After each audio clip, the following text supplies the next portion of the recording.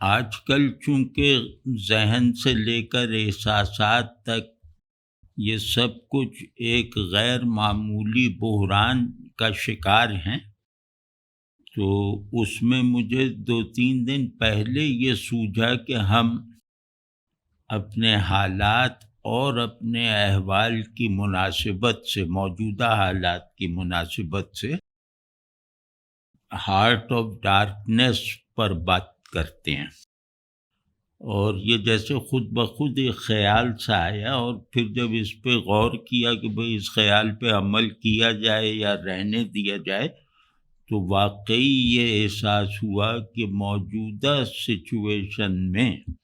ہم لوگوں کے لیے بہت زیادہ ضروری ہے کہ ہم اس ناول کو پڑھیں، اس کو محسوس کریں اور اس سے ایک تاریخی اور نفسیاتی بصیرت حاصل کریں۔ اور ہم مختصر یہ کہ ہمیں اس وقت نارمل رہنے کے لیے اس کی ضرورت ہے۔ جیسے مثال طور پہ کہ ہمارے یہاں مغرب سے مزاحمت کا رویہ رکھنے والی، چاہے وہ تحریکیں ہوں، چاہے وہ مکاتب فکر ہوں، ان سب کے اندر ایک چیز پوری وضاحت کے ساتھ محسوس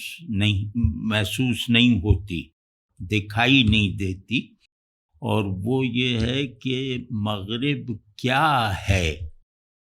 اس سوال کا جو بھی جواب مغرب سے متصادم قوتیں دیتی ہیں، وہ جواب بہت سرسری اور سطحی، ناکافی، بلکہ نقصان دہ ہے ہمارے لیے۔ تو اس وقت ہمیں بہت زیادہ ضرورت ہے کہ مغرب کیا ہے کا جواب ڈھونڈیں، اور بہت صفاکی کے ساتھ ڈھونڈیں، یعنی اپنی خواہشات اور جذبات اور مغرب کے بارے میں اپنی واقفیت کی موجودہ سطح کو بالکل اگنور کرتے ہوئے الف بے سے سمجھنا چاہیے ہمیں کہ مغرب ہے کیا، کیونکہ مغرب اب امریکہ کی صورت میں اپنا ایک تکمیلی اظہار کرنے جا رہا ہے۔ اب وہ کلاسیکل مغرب نہیں رہا ہے، جس سے مطلب یہ کہ جس سے اختلاف آسان تھا، جس سے مکالمے میں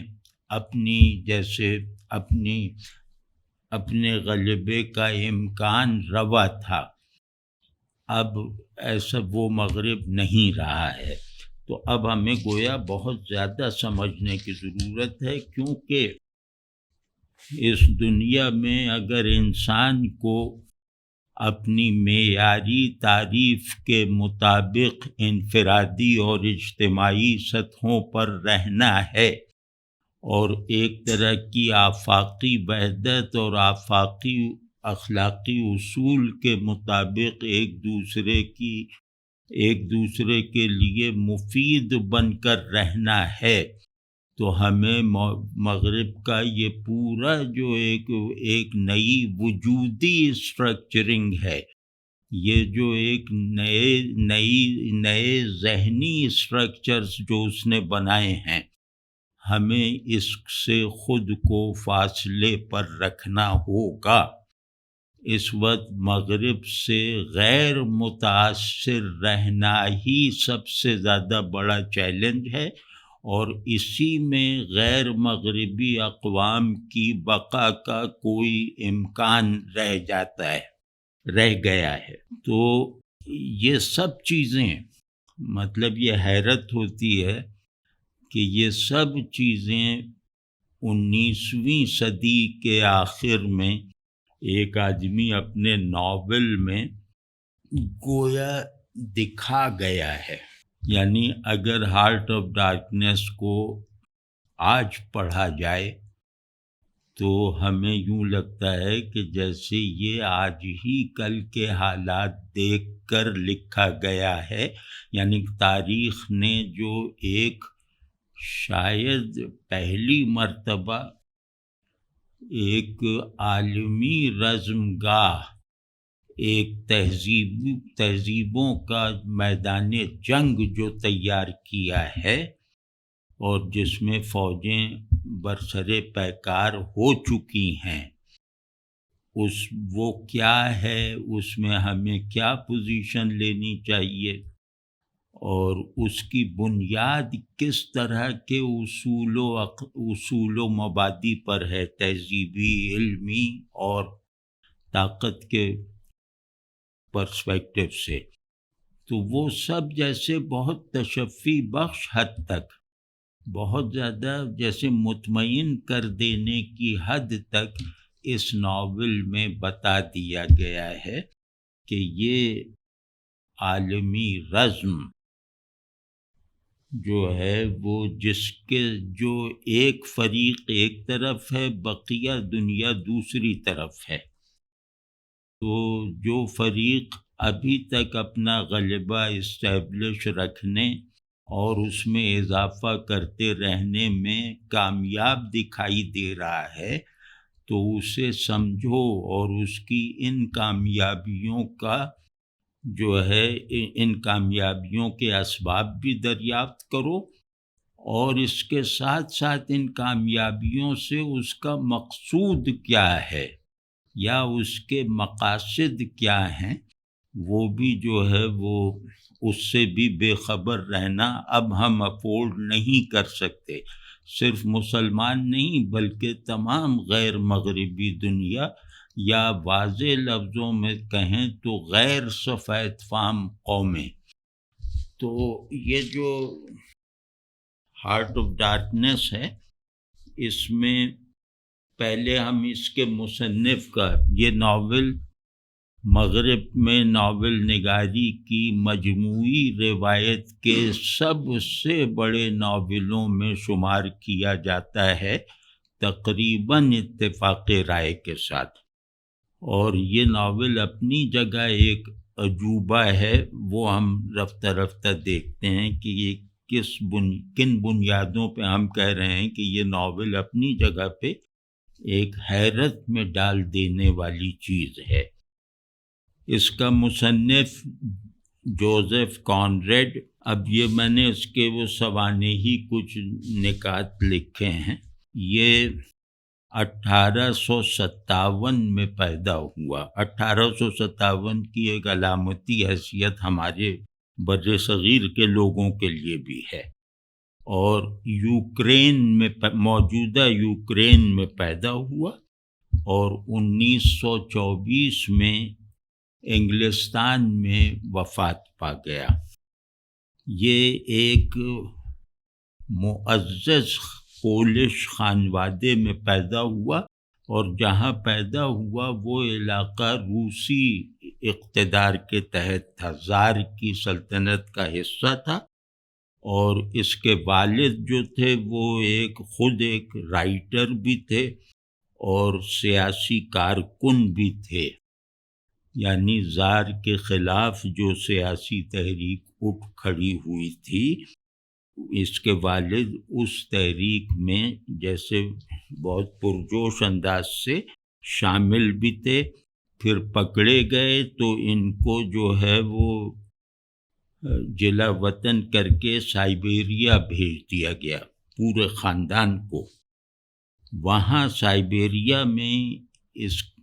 کانریڈ کے والدین جو ہیں وہ فوت ہو گئے،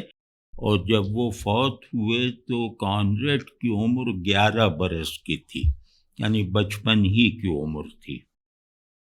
پھر 17 برس کی عمر میں یہ جو ہے یہ فرانس آ گیا وہاں سے، اور ایک سیلر بن گیا، مطلب نیوی وغیرہ میں بھرتی ہو گیا، اور برٹش مرچنٹ نیوی میں، تجارتی جو وہ ہے اس میں بھرتی ہو گیا۔ اور اس نے ظاہر ہے کہ اپنی ملازمت کے دوران میں بہت سارے علاقے دیکھے، کیونکہ اس زمانے میں بحری جو تجارت تھی وہ بنیادی حیثیت رکھنے والی تجارت تھی ملکوں کے درمیان. تو جیسے ویسٹ انڈیز دیکھا، ساؤتھ امریکہ گیا، ساؤتھ ایسٹ ایشیا دیکھا، اور اس کے جو تجربات اور مشاہدات تھے بطور سیلر کے نوجوانی ہی میں، وہ اس نے اس کے تصورات سے، خیالات سے لے کر اس کی شخصیت پر بھی بہت انمٹ نقوش چھوڑے. جیسے اس کے بہت جو زندگی کے بارے میں، تاریخ وغیرہ کے بارے میں جو بڑے تصورات ہوتے ہیں، یا یوں کہہ لیں کہ اس دوران میں جیسے اس کا ایک پورا ورلڈ ویو بن گیا اس کے مختلف نوع اور بین الاقوامی مشاہدات اور تجربات کی وجہ سے. تو یہ وہ دور تھا کہ جب ویسٹ کا امپیریلزم جو ہے وہ پھیل رہا تھا. خاص طور پہ یہ کانگو میں جو اس وقت بیلجیم کی کالونی تھا، وہاں یہ رہا بھی، اور وہاں اس نے خاصا وقت بھی گزارا، اور وہاں اس کو جو ہے وہ ویسٹ کو اندر سے جھانک لینے کے بہت سارے مواقع بھی ملے. تو وہ سب جو اس کے مشاہدات اور تجربات تھے، وہ گویا اس کے اندر جو ہے وہ ایک تنظیم کے ساتھ جمع ہوتے رہے، اور پھر وہی اس کے بعد کی تحریروں کا جیسے تھیمیٹک وہ سرمایہ بنے. تو 1886 میں یہ برٹش سٹیزن بن گیا، اور وہاں مطلب یہ شہریت مل جانے کے بعد اس نے اپنا نام، جو بہت ہی لمبا اور مشکل نام ہے، وہ پڑھنا بھی ہمارے لیے دشوار ہے، وہ بدل کے رکھ لیا جوزف کانریڈ. تو اس نے جو ہے وہ 30s میں، اپنی عمر کی چوتھی دہائی میں، اس نے جو ہے وہ لکھنا شروع کیا. اور لکھنا یہ کہ جیسے لوگ جرنلز لکھتے ہیں، ڈائری وغیرہ لکھتے ہیں، اس انداز سے اس نے آغاز کیا کچھ لکھنے کا. اور یہ عجیب، وہ جو میں کہہ رہا تھا کہ یہ عجوبہ ہے، لکھنا اس نے انگریزی میں شروع کیا، اور انگریزی جو ہے وہ اس کی فرسٹ لینگویج بھی نہیں، سیکنڈ لینگویج بھی نہیں، تھرڈ لینگویج تھی. یعنی پہلی جو اس کی مادری زبان پولش تھی، پھر سیکنڈ لینگویج فرینچ تھی کیونکہ یہ وہاں رہا بہت، اور تھرڈ لینگویج جو اس نے انگلستان آ کے سیکھی وہ انگریزی تھی. اور یہ انگریزی زبان کے سب سے بڑے ناولسٹوں میں شمار ہوتا ہے. تو پھر اس کی وجہ سے، کیونکہ یہ اس کی تھرڈ لینگویج تھی، تو ہر زبان کا اپنے، یعنی کہ جن کے لیے زبان فرسٹ لینگویج ہوتی ہے، ان کی زبان ان کو کچھ پابند بھی رکھتی ہے، اور ان پر جیسے احساس اور اظہار کی بہت سی شکلوں کو جیسے ان سے دور رکھتی ہے. ہر زبان کی ایک محدودیت ہوتی ہے نا. اب اس کے پس منظر میں پولش اور فرینچ ہے، تو اس نے جو ہے وہ انگریزی زبان کی ان قیود اور پابندیوں کو جیسے غیر شعوری طور پر صحیح توڑنے میں کامیابی حاصل کی، جس کی اہل زبان کے لیے، جس اہل زبان کو جس کا موقع نہیں مل سکتا. تو اس وجہ سے جو ہے اس کے اسلوب میں بھی انفرادیت ہے، اور وہ یہ کہ یہ بہت جیسے کامپلیکس نثر لکھتا ہے، اور بہت جو نفسیاتی پیچیدگیاں اور گہرائیاں اور دھندلکے جو ہیں، جو انگریزی مزاج کے مطابق، انگریزی مزاج سے مطابقت نہ رکھنے والے دھندلکے اور ابہام اور پیچیدگی، وہ اس کے یہاں ظاہر ہوئی. انگریزی زبان ہی میں. اور پھر اس کا جو اصل مسئلہ تھا، جو بطور تخلیق کار اس کے تجربات کی جو یہ ایک کیٹیگری یا دو کیٹیگریز تھیں، اس کے تمام تجربات کا فوکس یا اس کا جو فنیشنگ ورژن ہوتا تھا وہ تھا امپیریلزم، اور اس کا مشاہدہ، یعنی اس پر غور و فکر نہیں، مغربی استعمار کا مشاہدہ، اور مغرب کو مغربی سیاق و سباق سے ہٹ کر انسانی نفسیات میں جھانکنے کی کوششیں، جو کوششیں بھی اس تجربے کی بنیاد پہ اس نے کی، کیونکہ اس نے غیر مغربی انسانوں کو ان کے رویوں کے ساتھ، ان کے دکھ درد اور خوشی وغیرہ کے ساتھ دیکھا تھا، برتا تھا. تو یہ سب چیزیں جو ہیں وہ انگریزی زبان کی حد تک، انگریز ادیبوں کی حد تک نئی تھیں. تو بہت اس کے ایک اور کئی ناول ہیں مطلب، لیکن ایک لارڈ جم بہت مشہور ناول ہے، اسی طرح دو تین اور بھی ہیں. ہر مصنف یا یوں کہہ لیں کہ ہر ناولسٹ باقاعدہ مفکر ہونا کوالیفائی کرتا ہے، یعنی کہ ناول نگاری کی روایت میں یہ ایک جیسے ایک بات ہے جو تخلیقی فنون کی دیگر روایتوں میں اتنے عموم کے ساتھ نہیں دکھائی دیتی. وہ یہ ہے کہ جس نے بھی بڑا ناول لکھا ہے، ہر بڑا ناول ایک بڑے فکر کا انتہائی تفصیلی اظہار ہوتا ہے، اور وہ تفصیلی اظہار کیونکہ احساساتی کمک کے ساتھ بھی ہوتا ہے، مشاہدے کے رنگ میں ہوتا ہے، تو لہٰذا وہ جیسے وہ اس میں فکر جو ہے وہ ہر آدمی کے لیے جیسے تجربے کی حیت اور صورت اور کیفیت اختیار کر لیتی ہے. تو اس وجہ سے بڑا ناولسٹ ایک کامیاب مفکر ہوتا ہے، اور ٹیکنیکلی جو مفکرین ہیں ان میں سے کم ہوتے ہیں جو کامیاب مفکر کہلا سکیں. پھر یہ کہ جیسے انسان کے بارے میں اس کا اعتماد ڈاواں ڈول ہو گیا تھا،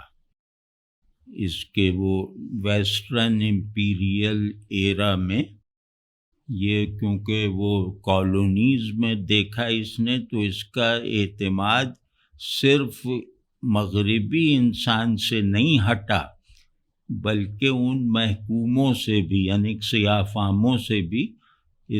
مطلب اس کا جو یہ جیسا انسان دیکھنا چاہتا تھا لیکن یہ خواہش خود اس پر واضح نہیں تھی کہ کیسا انسان. بس یہ جیسے انسان کو دیکھتے ہوئے بے اطمینانی کے جس تجربے سے گزرنے کا عادی ہو گیا تھا، وہ اس بے اطمینانی کا سبب صرف ظالم سفید فام نہیں تھے بلکہ مظلوم سیاہ فام بھی تھے.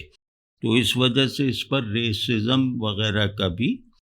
جیسے چارج لگا ہے. اور اس کے علاوہ عورتوں کے بارے میں اس کا ایک تصور بن گیا تھا، وہ بھی جیسے نیگیٹو بن گیا تھا کہ عورتیں جیسے وجود کا ایک کلرفل مفروضہ ہیں. تو اس طرح کئی اس کے خیالات جو جنہیں یہ اپنے تجربے کے بیان کے دوران میں اظہار دیتا ہے، وہ آگے چل کے جیسے بہت جیسے وہ کیا نام ہے ڈسپلنری تھنکنگ میں شامل ہوئے. تو لیکن یہ کہ کولونیلزم اس کا مرکزی موضوع ہے، اور کولونیلزم کے دائرے میں اس کو خود جو تکلیفیں جھیلنی پڑی ہیں، جن ناسازگار حالات سے گزرنا پڑا ہے، جتنی شدید اسٹرگل کرنی پڑی ہے اپنی معمول کی زندگی کو جاری رکھنے کے لیے، اس کی بھی بہت ایک گہری چھاپ اس کے کام، مطلب اس کے سب کاموں میں دکھائی دیتی ہے۔ اور یہ مطلب اتنا اہم آدمی ہے کہ George Orwell, Faulkner, T S Eliot وغیرہ وہ سب جیسے مبہوت رہ جانے کی حد تک اس کے مداح تھے۔ تو اس سے آپ اندازہ لگا سکتے ہیں کہ ٹی ایس ایلیٹ جس کا مداح ہو، تو اس کا مطلب ہے کہ انگریزی کو بطور تھرڈ لینگویج اس نے برت کر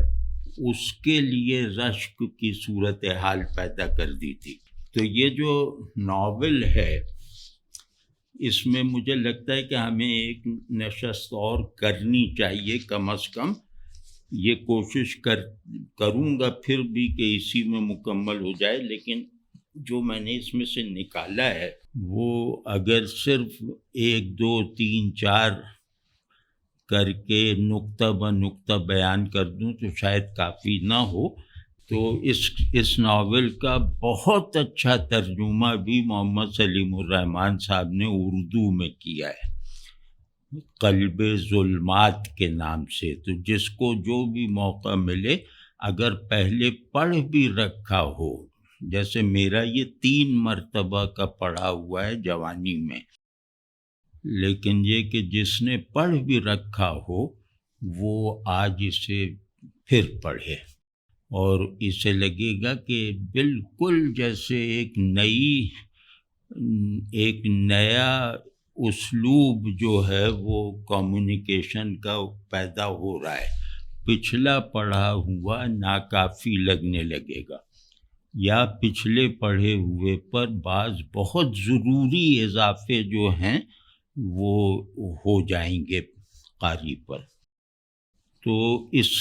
اس ناول کو، اب میں یہ نہیں کہہ رہا کہ اس ناول کی تھیمیٹک اسکیم میں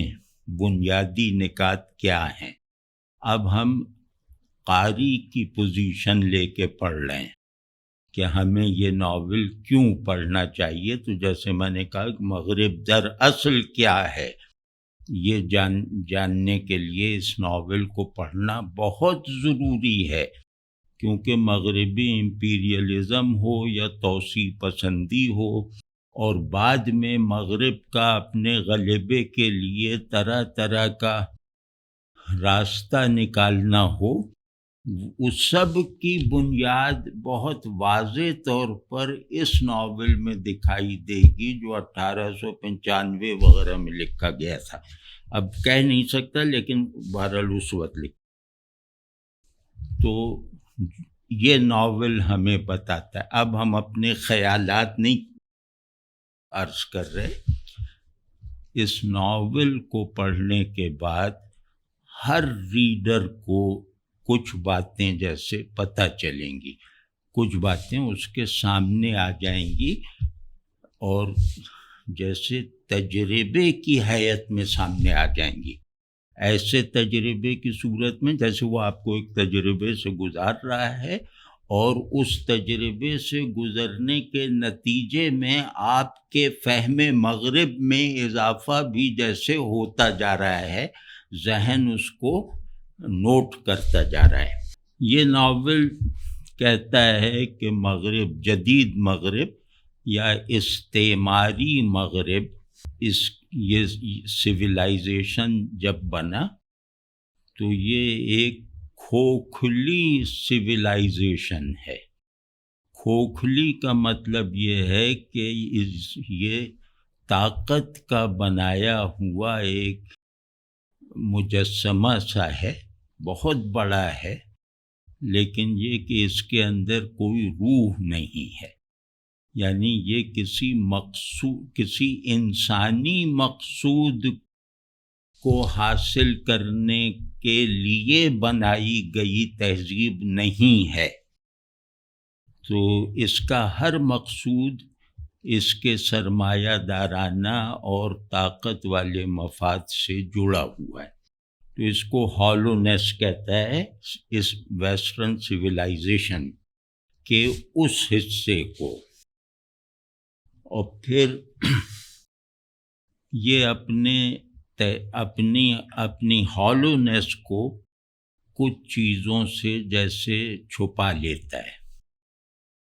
اور اس کی ایک بڑی اچھی تمثیل بھی دی. اس نے ایک شہر کا ذکر کیا ہے، اس کا نام نہیں بتایا، گویا یہ شہر اس نے مغربی سویلائزیشن کا ٹوٹل گھر بنا کے دکھایا ہے کہ جو بہت خوبصورت ہے باہر سے، لیکن وہ بند ہے. ایک گنبد تلے ہے اور وہ بند ہے اور اندر سے خالی ہے. تو یہ اس نے ویسٹرن تہذیب کو جیسے سمبلائز کیا. تو کہتے ہیں کہ یہ اپنے ان ہیومن ہونے کو یہ چھپاتے ہیں طاقت سے. طاقت یعنی بندوق اور قلم، جسم اور دماغ یعنی یہ سب طاقتور بنا کے. طاقت، قانون ان کے ہالونیس پر ایک چڑھا ہوا ایک بہت مضبوط غلاف ہے. پھر سرمایہ داری، جس سے ان کے مفادات کا تعین ہوتا ہے. پھر سفید فاموں کی برتری کا عقیدہ، آئیڈیا، جو انہیں مغرب کی پوزیشن رکھتے ہوئے دنیا کے لیے ڈراؤنا یا پرکشش بناتی ہے، اور جو باقی انسانی نسلوں کو ایک پیراسائٹل نفسیات میں بہت کامیابی سے رکھتی ہے. اسی طرح فیمنزم، وہ ایکسپلائٹیشن دوسری تہذیبوں کا، ان پر غلبہ اپنے مفادات کے لیے، اور مفادات جو ہیں وہ سب کیپٹلزم سے طے ہو رہے ہیں. یہ اس نے جو ہے یہ بہت جیسے آپ کو ایکسپیرینس کرواتا ہے. پھر یہ آپ اس ناول میں سفید فام آدمی کی، نہ صرف اس زمانے کی بلکہ شاید اس زمانے کی بھی، اس کی نفسیات جو ہے وہ بالکل کھول کر دکھا دی ہے کہ یہ مسکراتا ہوا مہذب انداز گفتگو رکھنے والا اور عیسائیت کی تبلیغ کرنے والا مشنری ہو، یا وہاں جا کے افریقہ میں زراعت بہتر کرنے کے لیے آبپاشی کا نظام بنانے والا انجینئر ہو، جو احسانات کرتا ہوا دکھائی دے رہا ہے اپنے محکوموں پر، وہ اندر سے بہت شفاف ہے، بہت بے حس ہے.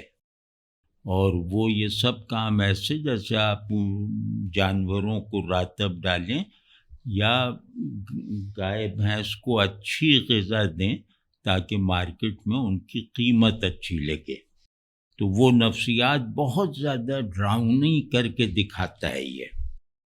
پھر جو سیاہ فام ہے، کیونکہ اس کا لوکیل ہے وہ بیلجین کانگو زیادہ تر، مطلب صرف وہ نہیں. تو اب یہ سیاہ فام نسل کو علامت بنا کر مغرب کی مفتوحہ تہذیبوں، چاہے وہ اپنی مرضی کے ساتھ ہوئی ہوں چاہے اپنی مرضی کے بغیر ہوئی ہوں، ان کو دکھاتا ہے کہ یہ آدمی بننے کے عمل میں جیسے پیچھے رہ گئے ہیں. یہ اپنی آدمیت میں خام ہیں. آدمیت میں خام کا مطلب یہ ہے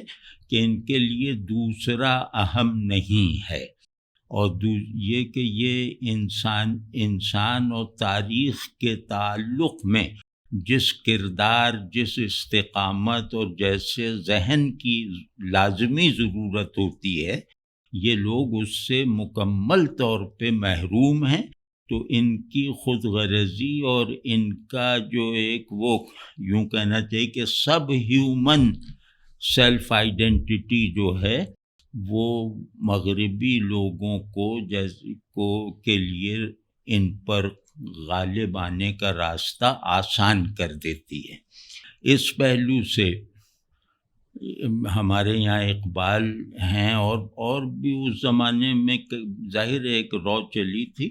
تو ہمارے یہاں اقبال کا جو مغرب کے بارے میں تصور ہے کہ مغرب اپنی اصل میں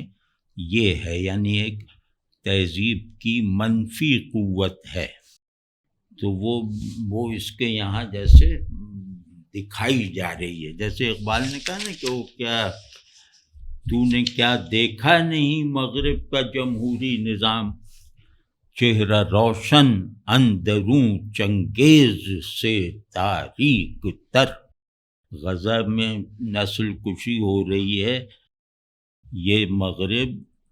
اگر دل سے چاہے تو کیا نہیں ہو سکتا۔ تو اب آپ دیکھ لیجئے کہ اب اس کو گوارا نہیں کرنا، بلکہ نسل کشی کی طاقت فراہم کرنا اسرائیل کو، اور نسل کشی کے لیے جن آلات کی ضرورت ہے ان کی فراہمی میں تعطل نہ آنے دینا، اور زبان سے مطلب یہ کہ یہ سب کرنا کہ بھئی یہ نہ کرو وہ نہ کرو، یا پورے مغرب کا یہ حال ہے۔ تو یہ ہے کہ چہرہ روشن ہے کہ وہ اطالوی وزیر اعظم اچھا، وہ فرانس والا کچھ اچھا کلمہ کہہ دیتا ہے خوش کرنے کے لیے، تو اس پہ ہم خوش ہو جاتے ہیں، کہتے ہیں ہاں یہ آدمیوں پر شفیق چہرہ ہے، انسان دوست چہرہ ہے، لیکن اندروں بے حس ہے، چنگیز کی طرح ہے۔ یعنی چنگیز کون ہے؟ یا تو وہ بچوں کو مرتا دیکھ کر وہ کچھ بھی اس کی کسی چیز میں خلل نہیں پڑ رہا، وہ بے حس ہے، یا یہ کہ وہ بچوں کو مار رہا ہے۔ تو دیکھنے والوں کی بے حسی جو مارنے والے سے زیادہ طاقتور ہیں، اور مارنے والا ان کا طفیلی ہے، تو وہ بے حسی اور اوپر سے انسان دوستی والے جیسچرز، یہ ظاہر ہے کہ ایک مذاق ہے۔ یا وہ حکمت، طاقت اور علم کا جوڑ، مغرب نے طاقت کے لیے علوم پیدا کیے، وہ خیر الگ موضوع ہے کہ وہ حکمت ناز تھا جس پر خرد مندان مغرب کو، حکمت یہاں سائنس کے معنی میں، وہ حکمت ناز تھا جس پر خرد مندان مغرب کو ہوس کے پنجے خونی میں تیغ کار زاری ہے۔ یہ پورا منظر نظر نہیں آ رہا؟ ہوس یعنی کیپٹلسٹک مفادات، وہ کولونیل نفسیات، اور پنجے خونی جو صرف آپ کا سامان نہیں لوٹتا، آپ کو اندر سے مردہ کر دیتا ہے، اور تیغ کارزاری سب دکھائی دے رہا ہے بھائی وہاں غزہ میں، فلسطین وغیرہ میں۔ خیر، تو یہ جیسے اقبال جس سختی سے کہہ رہے ہیں، اس سختی کو آپ 100 گنا بڑھا دیجئے تو وہ ہارٹ آف ڈارکنس میں کانریڈ کیا ہے۔ تو یہ جیسے اس کا ایک وہ اس کو کھولنے سے پہلے جیسے ایک ضروری تمہید ہے وہ چاہیے تھی۔ یہ وہ دور ہے جب یورپین جو نو آباد کاری ہے، کولونیلزم ہے، وہ اس نے اپنے آپ کو جیسے بہت وہ انسانیت سکھانے والی پوزیشن دے رکھی تھی، اور منوا بھی رکھی تھی کسی حد تک، تو اس نے دوسری اقوام کو تہذیبی طور پر بلند کرنے کے لیے ان کو ان کی آدمیت میں جو ذہن کی کمزوری اور وسائل سے محرومی کی وجہ سے جو بڑے بڑے خلا رہ گئے تھے، انہیں بھرنے کے لیے اس نے افریقہ میں قبضے شروع کیے، افریقہ میں کالونیز بنائیں ویسٹ نے، اور وہ سب جو تھا وہ ایسا ہی تھا کہ وہ سارا چہرہ جو روشن چہرہ جو تھا وہ اصل میں افریقہ کو لوٹنے کے لیے تھا، اور اس لوٹ مار کو اپنے لیے آسان بنانے کی خاطر افریقیوں کا قتل عام کرنے کے لیے تھا۔ تو وہ جو سویلائزنگ مشن ان کا تھا، اس کا سارا جو اس کا یوں کہہ لیں کہ اس کے پیچھے جو ان کا وہ مفاد تھا، وہ اس کے سوا کچھ نہیں تھا کہ یہ اپنے سرمایہ دارانہ مفاد، یعنی طاقت کو دو چیزوں کی ضرورت ہوتی ہے، سرمایے کی اور علم کی، تو یہ وہ ضرورتیں پوری کرنے کے لیے تھا۔ اور یہ ان کا پورا شفیق چہرہ جو تھا وہ اصل میں لالچ اور درندگی کا نقاب تھا، اور یہ نقاب مغرب نے کبھی نہیں اترنے دیا، یعنی ان کا قتل عام کرتے ہوئے بھی اپنے چہرے سے یہ نقاب نہیں اترنے دیا کہ میں ان کا ہمدرد ہوں، ان کی تہذیبی، نفسیاتی اور سیاسی اور معاشی سطح بلند کرنے کے لیے آیا ہوں۔ یہ لوگ خود اپنی دولت کو حاصل نہیں کر پاتے تو وہ دولت ڈھونڈنے اور نکالنے کا کام میں کروں گا، تو اس کے نتیجے میں یہ بھی خوشحال ہو جائیں گے، جیسے ہمارے یہاں بھی ہو ہی رہا ہے نا۔ اب وہ لوگ آ کے معدنیات اور کیا کیا نکالیں، وہاں عربوں میں تیل نکالا یہ وہ، تو اسی طرح سے وہ ذرا سافٹ رہے عربوں کے ساتھ، افریقیوں کے ساتھ انہوں نے جیسے اس کی پرواہ نہیں کی کہ ہم ہنستے ہوئے چہرے سے اسے مار رہے ہیں۔ تو خیر، تو یہ سب کرتے ہوئے مغرب مسلسل اس دعوے کو منواتا رہا، اپنے مقتولین سے بھی منواتا رہا کہ ہم اخلاقی طور پر تم سے برتر ہیں۔ یہ کیونکہ ویسٹ پہلے تو یورپ ہے نا، تو یہ یورپینز کا ایک امتیاز تھا جو ہر ان کی امپیریلسٹک جو مہم جوئی ہے اس میں جیسے آگے آگے رہتا ہے، ان کا تعارف بنتا رہا ہے۔ جیسے بر صغیر میں بھی یہی ہوا کہ ہم تہذیبی طور پہ سپیریئر ہیں، اخلاقی طور پہ سپیریئر ہیں، ذہنی طور پر برتر ہیں۔ یہ جو ڈارکنیس ہے، ہارٹ آف ڈارکنیس، یہ ڈارکنیس بہت ہی سمبولک بھی ہے اور بہت زیادہ لٹرل بھی ہے۔ مطلب یہ ناول جس ڈارکنیس کے بیچوں بیچ ہے، تو یہ مطلب ڈارکنیس افریقی جنگل یا کانگو کا جنگل اور اس میں چھایا ہوا 24 گھنٹے کا اندھیرا ہے، وہ بھی ہے، اور یہ کہ یہ انسان کے باطن میں ہر طرف پھیلی ہوئی ظلمت بھی ہے، سیاہی بھی ہے۔ تو یہ دونوں معنی ڈارکنیس کے جوزف کانریڈ نے ایک دوسرے سے کبھی الگ نہ ہونے کی حالت میں نبھائے ہیں۔ جہاں بھی ڈارکنیس کا لفظ استعمال ہوا ہے وہاں یہ دونوں معنی موجود ہیں۔ اچھا، وہ جو ہے اس کے جو تھیمز ابھی کہہ دیتے ہیں، تو بعد میں اب وہ سمری ہٹ گئی ہے سامنے سے، وہ اب نہیں ہے ہمارے پاس ابھی۔ تو وہ جو ہے وہ ایک تو یہ، دوسرے مطلب ایک بات کہہ دی کہ اس کا بڑا تھیم ہے امپیریلزم اینڈ ویسٹرن کولونیلزم۔ اس کے بعد جو ہے وہ ہے ڈارکنیس ود ان ہیومینٹی، یعنی افریقہ کے جنگلوں میں چھپی ہوئی تاریکیاں اتنی سیاہ نہیں ہیں جتنا ان تاریکیوں میں روشنی لے کر آنے والوں کے باطن سیاہ ہے۔ اب دوسرا اس کا تھیم ہے کہ یہ جو ویسٹ کے لوگ تھے، سیاہ فام لوگ، جب افریقہ میں آقاؤں کی طرح سے یا محسنوں کی طرح سے گئے جنگلوں میں، تو یہ خود کئی مسائل کا شکار ہوئے، اور یہ وہ مسائل تھے جو ویسٹرن سویلائزیشن کو بعد میں عمومی طور پہ پیش آنی تھی۔ یہ ذہن میں رہے، وہ ہے کہ میڈنس اینڈ آئسولیشن، یعنی میڈنس کیا ہے کہ وہ ان کا دماغ جن آبجیکٹس میں رہنے سے مانوس تھا، یعنی آبجیکٹس کے جس آرڈر میں ان کا دماغ کام کرتا تھا وہ آبجیکٹس ہی غائب ہو گئے،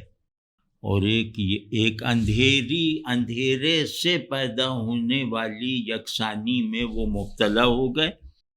تو ان کا ذہن جو تھا وہ چمک دمک سے مانوس تھا، یہاں اندھیرا تھا۔ ان کا ذہن جو ہے وہ لذتیں فراہم کرنے والے آبجیکٹس سے مناسبت رکھتا تھا، وہ یہاں ناپید تھیں، وغیرہ وغیرہ۔ ان کو جو ہے وہ زبان وغیرہ کی سوفسٹیکیشن کو جیسے عمل میں رکھنے کے لیے ایک معاشرت کی ضرورت تھی، وہ معاشرت غائب تھی۔ تو اس سے جیسے ان کے ذہن میں مغرب کی تعریف کے مطابق میڈنس کے جرثومے داخل ہو گئے، یعنی وہ مغربی آدمی کی طرح سوچنے کے لائق نہیں رہ گئے، اور اس کے ساتھ ساتھ احساس تنہائی، کیونکہ ایک آدمی جو اپنی برتری پر یقین رکھتا ہے وہ کمتروں کے ہجوم میں بھی رہے تو اس کی تنہائی بڑھتی چلی جاتی ہے۔ تو نہ یہ نیچر سے مانوس تھے، نہ یہ نیچر سے ہم وجودی کے حال میں تھے، نہ ان کے باطن میں وہ گہرائی تھی کہ نیچر کو وہ ہیومنائزیبل معانی دے سکیں۔ تو غرض یہ کہ کسی بھی طرح کا ان کے لیے موافق ماحول نہیں تھا جہاں وہ اپنے سینس آف کمپینین شپ کی تسکین کر سکتے، اور ان کا سینس آف کمپینین شپ ظاہر ہے کہ ہیڈنسٹک تھا، بہت مطلب یہ کہ اس میں لاحقے لگاتے چلے جائیے۔ تو انہیں جو دوسرا درکار تھا وہ دوسرا وہاں موجود نہیں تھا، نہ نیچر کی فارم میں نہ انسانوں کی شکل میں۔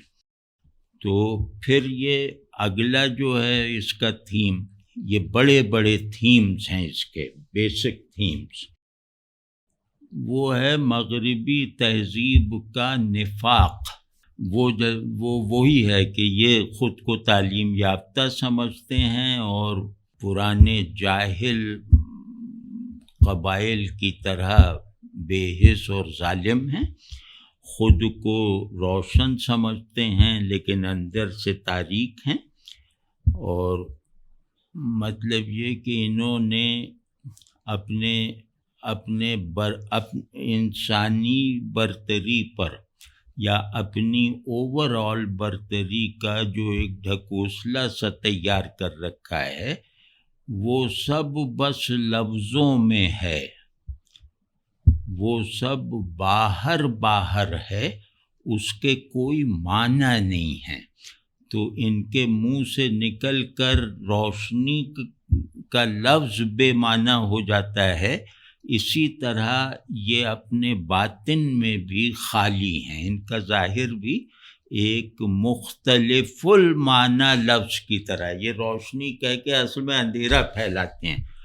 تو یہی حال ان کے باطن کا بھی ہے کہ ان کا ظاہر جو کی چمک دمک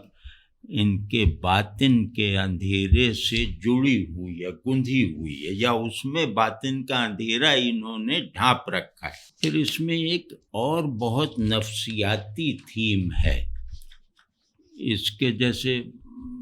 اس کے شواہد ہم اگلی نشست میں انشاءاللہ پیش کریں گے۔ اب وہ ہے سچ اور جھوٹ کا تضاد. یعنی سچ کیا ہے سب پہ واضح ہے، جھوٹ کیا ہے سب کو سمجھنا آسان ہے. لیکن بعض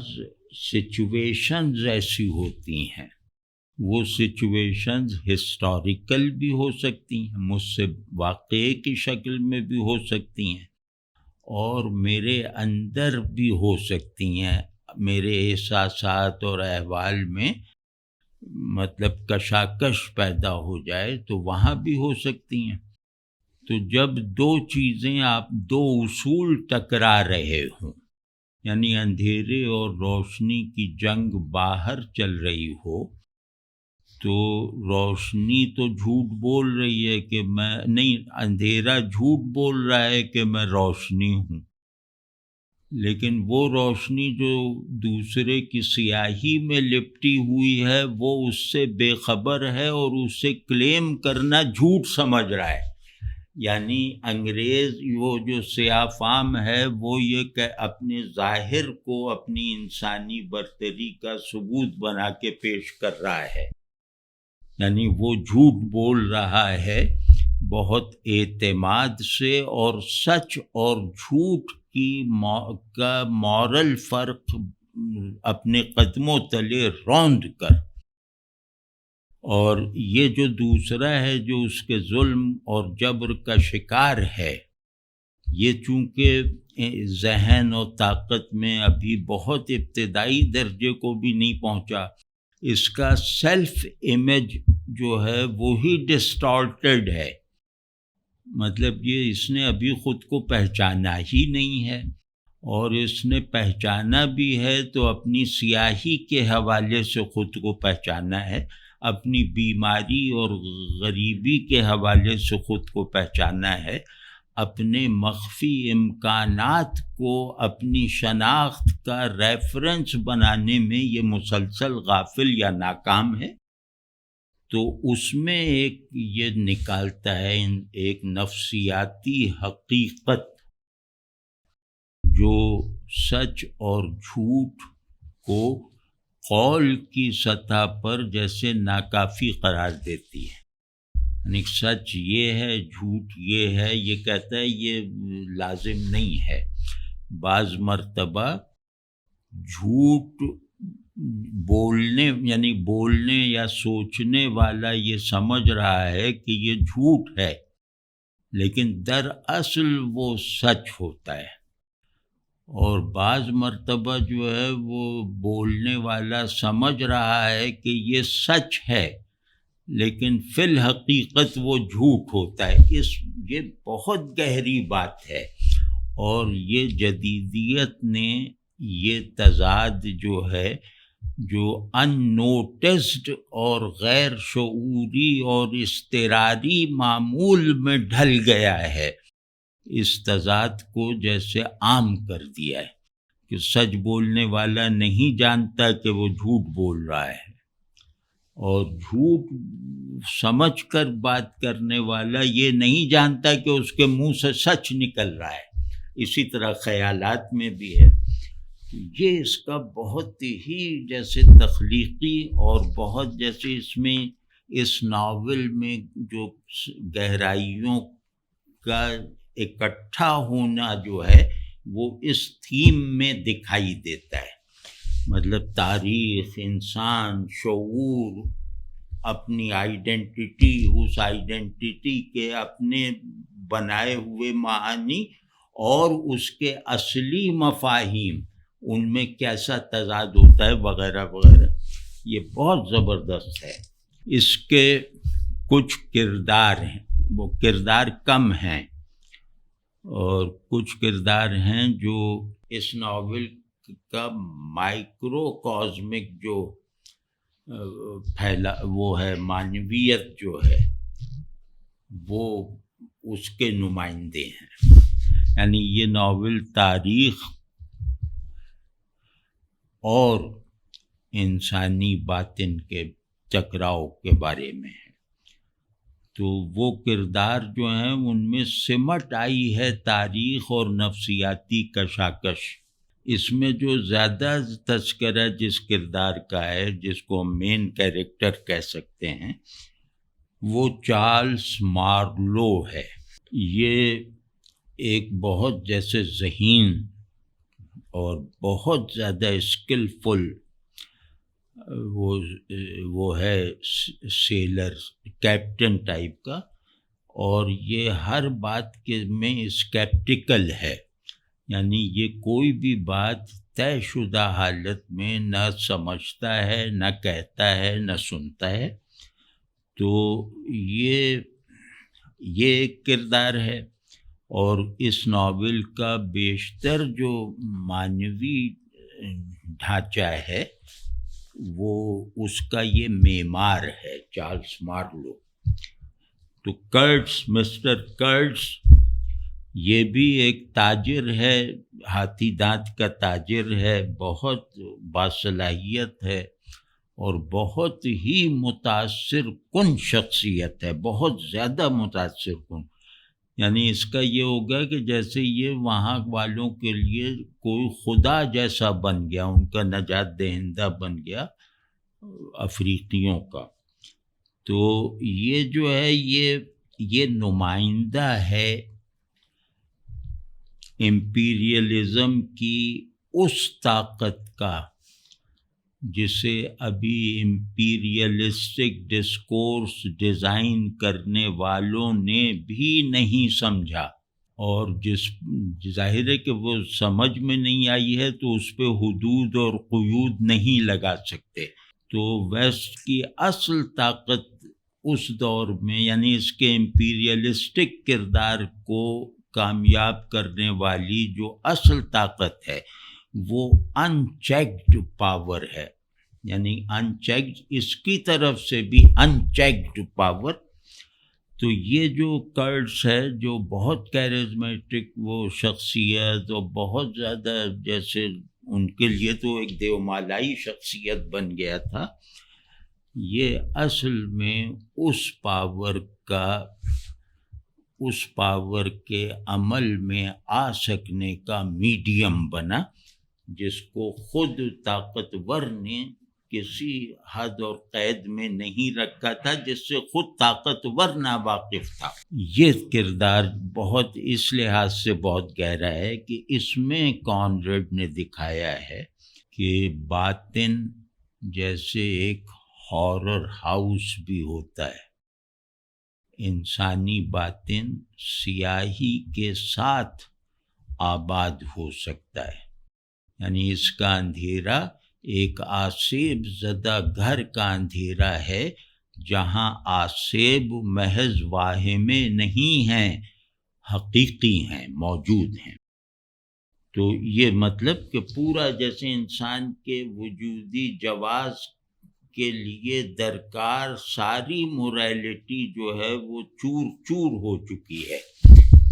تو اسی طرح ایک مینیجر ہے اور اس کے ملازمین ہیں، یہ سب وہ ہیں، وہ بیلجیم والے۔ تو یہ سرمایہ دار ہیں، کارخانے دار ہیں، اور یہ لوگ جو ہیں بالکل تاجر ہیں، مطلب بالکل تاجر، ان کو اور کسی چیز سے کسی طرح کی کوئی دلچسپی نہیں ہے۔ یہ ایسے ہی ہے کہ جیسے لالچی جانوروں میں کاروباری سوجھ بوجھ پیدا ہو جائے، بس وہاں تک ہے ان کا۔ تو اسی طرح افریقی کردار ہیں، افریقن نیٹیوز وغیرہ۔ تو یہ سب جو ہیں یہ آپس میں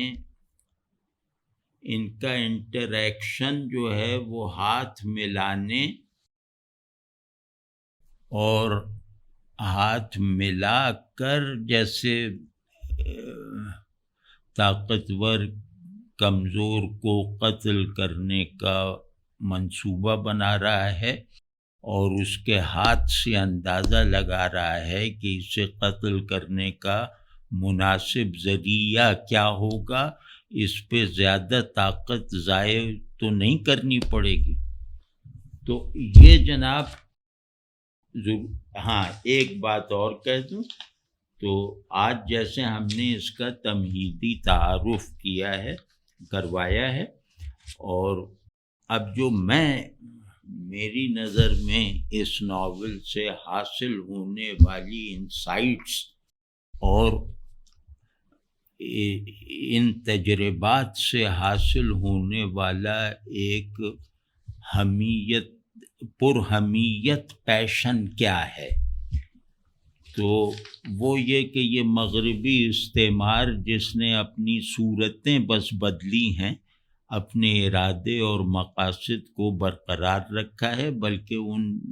مستقل مفادات کو پورا کرنے کے لیے زیادہ سے زیادہ ذہنی، فوجی، معاشی طاقت حاصل کی ہے۔ منزل ایک ہی ہے۔ مغربی استعمار کو اس کے شروع سے اگر ہم دیکھیں تو اس کی پیدائش بھی طاقت سے ہوئی ہے، ایک طاقت سے لڑ کر ہوئی ہے، اور یہ گویا جیسے ہونے سے نہ ہونے میں منتقل ہوئے اور نہ ہونے سے ہونے کا نیا موڈ بنایا، یعنی وجود سے عدم سے پھر مکمل طور پر پچھلے وجود سے مختلف وجود۔ تو ان کے کچھ جیسے پیراڈائمز سے بن گئے ہیں، ان کے پرسپیکٹیوز بن گئے ہیں، اور وہ پرسپیکٹیو کیونکہ طاقت کی یعنی غیر محدود